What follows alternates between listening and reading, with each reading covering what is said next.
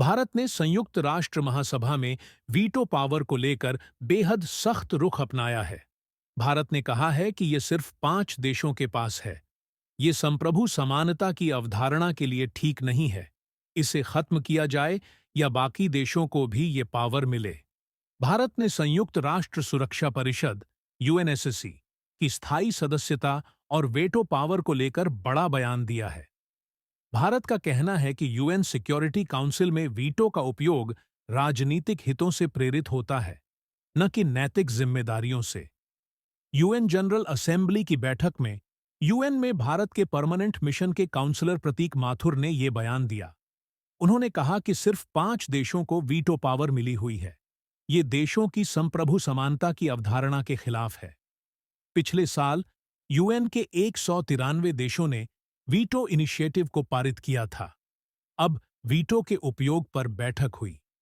माथुर ने कहा कि पिछले 75 सालों में सभी 5 स्थायी सदस्यों ने अपने अपने राजनीतिक मकसदों को पूरा करने के लिए वीटो का उपयोग किया है।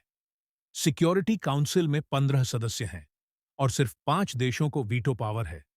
ये देश हैं अमेरिका, रूस, फ्रांस, ब्रिटेन और चीन। बाकी के 10 सदस्य 2 साल के टर्म के लिए अस्थायी सदस्य के रूप में चुने जाते हैं। इन देशों के पास वीटो पावर नहीं होता है। भारत का यह भी कहना है कि वीटो पावर को खत्म कर देना चाहिए, नहीं तो बाकी सदस्य देशों को भी ये मिलनी चाहिए।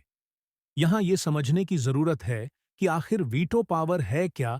यूनाइटेड नेशन सिक्योरिटी काउंसिल के जिन 5 देशों के पास वीटो पावर है, उनके पास ये शक्ति होती है कि वो किसी भी प्रस्ताव पर रोक लगा सकते हैं। वीटो पावर वाले देश किसी प्रस्ताव के खिलाफ हैं और वो नहीं चाहते हैं कि वो पारित हो, तो इसके माध्यम से वो अपनी नामंजूरी को सामने रख सकते हैं। वो प्रस्ताव को अस्वीकृत करते हैं। वीटो पावर से यूएन काउंसिल के महासचिव के चयन को भी रोका जा सकता है। संयुक्त राष्ट्र चार्टर में परमानेंट और नॉन परमानेंट मेंबर्स के बीच वीटो पावर सबसे बड़ा और महत्वपूर्ण अंतर है। भारत के लिए लगातार इस तरह की बातें होती हैं कि उसे वीटो पावर मिलनी चाहिए। जिन 5 देशों के पास ये पावर है, उनमें से 4 का मानना है कि भारत को भी ये शक्ति मिलनी चाहिए और वो स्थायी सदस्य बनने का हकदार है। हालांकि चीन यूएन में भारत की स्थायी सदस्यता का विरोध करता है। वीटो पावर के लिए सभी 5 देशों की सहमति जरूरी है।